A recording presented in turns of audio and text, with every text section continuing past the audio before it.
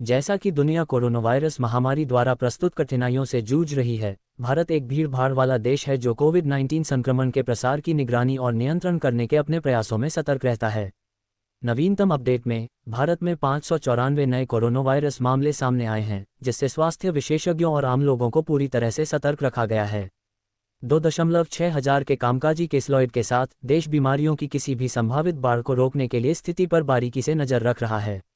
मैं आपसे इस तरह के देर से अपडेट के लिए मेरे फीड को खरीदने की मांग करूंगा, साथ ही थीम पर अपने परिप्रेक्ष्य कार्य को बेहतर ढंग से पुनः सक्रिय करने के लिए ऑफर और टिप्पणी करना चाहूंगा। सामने आए 594 नए कोरोना वायरस शवों के साक्ष्य संक्रमण के खिलाफ निरंतर लड़ाई को दर्शाते हैं। जबकि यह संख्या पिछली लहरों के दौरान देखी गई चोटियों की तुलना में मूल रूप से कम है, यह एक अद्यतन के रूप में भरता है कि संक्रमण जारी रहता है। नवीनतम अपडेट के अनुसार भारत में सक्रिय केसलॉइड 2.6 पर बना हुआ है, जो इस समय संक्रमित और चिकित्सीय विचाराधीन लोगों की संख्या को दर्शाता है। WHO की पूर्व बॉस शोधकर्ता डॉक्टर सौम्या स्वामीनाथन और public Indian clinical association corona virus team के सह निदेशक डॉक्टर राजीव जयदेवन ने NDTV से नए कोरोना वायरस सब वेरिएशन और आगे के रास्ते पर विशेष रूप से बात की। डॉक्टर सौम्या स्वामीनाथन, पूर्व WHO प्रमुख शोधकर्ता जिन्होंने NDTV से विशेष रूप से बात की थी, ने कोरोना वायरस को एक सामान्य आदत के रूप में माफ करने के खिलाफ चेतावनी दी है, न कि गंभीर रूप से बीमार पड़ने वाले लोगों को ध्यान में रखते हुए, बल्कि बीमारी के प्रभावों के कारण, जिसमें हृदय विफलता की बढ़ती संभावना भी शामिल है। स्ट्रोक और मनोवैज्ञानिक स्वास्थ्य मुद्दे। एसोसिएशन स्वास्थ्य सेवा के आंकड़ों के अनुसार भारत में गुरुवार को 594 नए कोरोना वायरस संक्रमण दर्ज किए गए, जबकि सक्रिय मामलों की संख्या पिछले दिन के 2311 से बढ़कर 2669 हो गई। देश में कोरोना वायरस की संख्या 4.50 करोड़ बनी हुई है। समाचार में बताया गया है कि केरल से 3, कर्नाटक से 2 और पंजाब से 1 व्यक्ति की वायरल बीमारी के कारण 6 लोगों की मौत हो गई।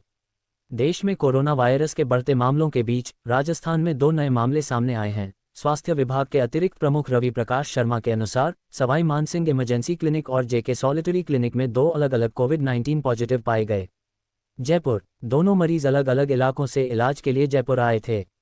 स्वास्थ्य विभाग के अतिरिक्त पर्यवेक्षक ने बताया कि एक मरीज भरतपुर और दूसरा झुंझुनू का रहने वाला है। एक वरिष्ठ अधिकारी ने कहा कि पश्चिम बंगाल स्वास्थ्य प्रभाग देश में कोरोना वायरस के मामलों में वृद्धि के बीच केंद्रीय नियमों के अनुसार फ्लू जैसी बीमारी ALI और गंभीर तीव्र श्वसन संक्रमण ASARI मामलों की निगरानी जारी रखेगा। विभाग के प्रतिनिधियों ने बुधवार को एसोसिएशन वेलबींग पादरी मनसुख मंडाविया के नेतृत्व में राज्यों के साथ एक निर्विवाद स्तर की सर्वेक्षण बैठक में भाग लिया। हमारे राज्य में कोरोना वायरस का मामला। बहरहाल, हम रूपरेखा के साथ तैयार हैं, प्राधिकरण ने बताया। एक सप्ताह पहले बेंगलुरु में 3 कोरोना वायरस मौतें हुई थीं।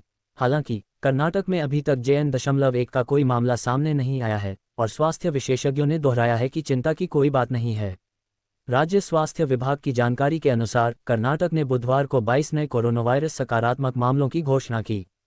अब तक राज्य में 292 लोगों के कोरोना वायरस से संक्रमित होने की पुष्टि हो चुकी है। सोमवार को लिखे गए मामलों की संख्या 115 थी। एसोसिएशन सर्विस ऑफ वेलबींग के आंकड़ों के अनुसार केरल में सक्रिय मामलों की संख्या 2041 हो गई है। बुधवार को जारी स्वास्थ्य सूचना के अनुसार कर्नाटक में 2 कोरोना वायरस से संबंधित मौतें और 20 नए मामले सामने आए। विज्ञप्ति में कहा गया है कि दिवंगत दोनों पुरुष 44 और 76 वर्ष के थे। 16 दिसंबर और 17 दिसंबर को बेंगलुरु में अलग अलग निधन हो गया। उनमें से एक में कोई लक्षण नहीं थे, जबकि दूसरा मरीज सांस फूलने की शिकायत कर रहा था। भारत महामारी के प्रति अपनी प्रतिक्रिया में सक्रिय रहा है और संक्रमण के प्रसार को रोकने के लिए विभिन्न उपाय कर रहा है। दूर दूर तक परीक्षण और संपर्क से लेकर टीकाकरण अभियान तक, सार्वजनिक प्राधिकरण ने विनियमन और प्रतिकार दोनों प्रक्रियाओं पर ध्यान केंद्रित किया है। वास्तव में महामारी से निपटने के लिए सामान्य कार्यप्रणाली में निरंतर जांच और नए मामलों का खुलासा महत्वपूर्ण घटक हैं। हालांकि घोषित संख्याएं पिछले शिखरों की तुलना में आमतौर पर कम हैं, लेकिन वास्तव में मौजूद कठिनाइयों को पहचानना महत्वपूर्ण है। विभिन्न प्रकार की चिंताएं, एंटीबॉडी की अनिच्छा और नई लहरों की संभावना उन कारकों में से हैं जो महामारी की दिशा को प्रभावित कर सकते। निरंतर जांच, सूचना जांच और बढ़ती परिस्थितियों के आलोक में कार्यप्रणाली को समायोजित करना एक शक्तिशाली प्रतिक्रिया के अनिवार्य भाग है। महामारी से निपटने में सार्वजनिक जागरूकता एक महत्वपूर्ण हिस्सा बनी हुई है। चल रही स्थिति पर सामान्य अपडेट, निवारक उपायों के नियम और टीकाकरण के बारे में डेटा जनता को अत्यधिक शिक्षित रखने के लिए महत्वपूर्ण है। स्वास्थ्य विशेषज्ञों से साफ सुथरा संवाद स्थानीय क्षेत्र के दायित्व की भावना पैदा करने में मदद करता है और लोगों को किसी सुरक्षित स्थान पर बने रहने के लिए प्रोत्साहित करता है। जैसा कि भारत में 594 नए कोरोना वायरस मामले दर्ज किए गए हैं और कामकाजी मामलों की संख्या 2.6 हजार बनी हुई है, देश संक्रमण से लड़ने के लिए अपने अथक प्रयासों के साथ आगे बढ़ रहा है।